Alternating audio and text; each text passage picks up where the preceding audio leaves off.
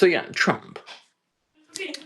Part of Trump's manner of going about things in his quote unquote business career, his sort of slightly more gentrified crime career, um, was to use kind of denial, dishonesty, and belligerence as the means to kind of wear down institutions, financial institutions, banks, and legal institutions too. Never admit defeat, never be in the wrong. All these kinds of maxims from Roy Cohn, who is his mentor. And he's applied them to the workings of the US government, but he's also tried to apply them to the workings of diplomacy.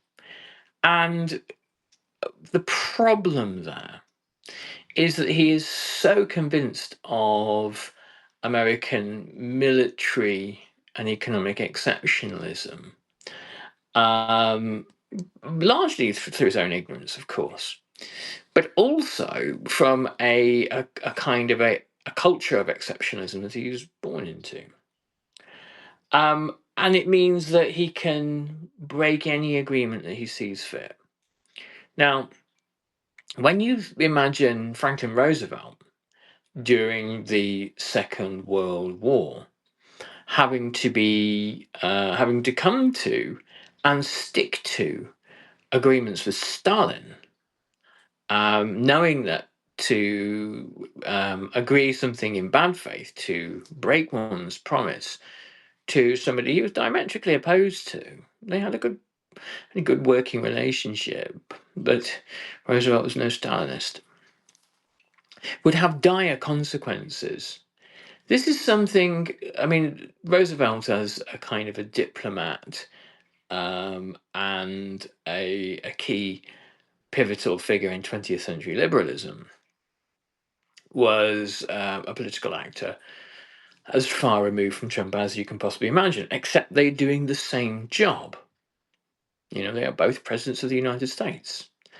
Trump with arguably far greater destructive power at his fingertips, and yet a much diminished industrial base and a far weakened, intellectually weakened set of institutions to work from.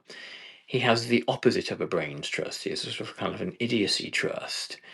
Um, and so they had to, Roosevelt understood, and it was more than simply the kind of um, the sort of the instinctive understanding of a statesman.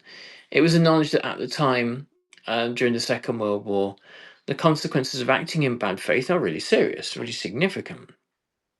Not to say that America doesn't in some ways act in bad faith during the war, but in no way in the same manner. The idea that that America during the Second World War would agree to treaties or ceasefires and then reverse them on a whim days or hours later. I mean, no, didn't happen. And part of this meant that, or part of this means that, because Trump is so so incapable of acting in any kind of good faith, it fundamentally acts as a fundamental weakness. Um, the um, the Trumpist political base and sort of social base has often argued that America has acted in good faith too many times. America has been a fool to itself. America has been too weak. America has allowed itself to be walked over. And one of the kind of the core myths that that lingered throughout the McCarthyite period and into the Nixon period and into the Reagan period and arguably into this kind of post 9/11 period is that this is a Democrat thing. That Democrats were too weak during the Second World War. They made too many concessions to Stalin during the Second World War. They were too cozy with Stalin during the Second World War. And many of the kind of the foundational myths of McCarthyism are born from that period. And the idea that you have this kind of rogue actor as president, and that's sort of smart, that's kind of a clever thing to do, and that you can kind of get away with that because you're so powerful and you can get to act with impunity, is a real misunderstanding of the limits of American power.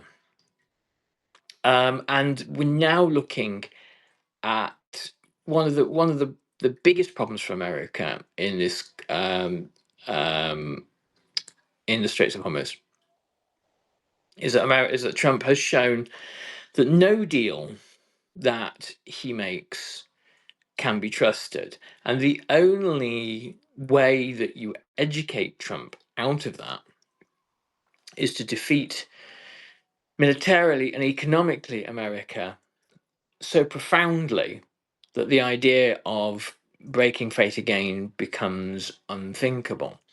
And I think that this is the place that Trump has almost guided the Iranians to. And the concessions that have previously been on offer, I can't imagine will be on offer now. In fact, I know they're not. And that is to America's detriment immensely. The idea, and it'll linger on. And Trump is one of these people that, like Goebbels, you repeat a lie for long enough, it becomes the truth. The idea of Trump as being the great deal maker, and the assumption that, well, he was, and it is as banal as this, as he was the host of The Apprentice, and he's been this business guy, and isn't that what business guys kind of do? Well, maybe it is, maybe it isn't, but you have to kind of recall the sorts of deals that Trump is renowned for making, and they're not deals really; they are extortions.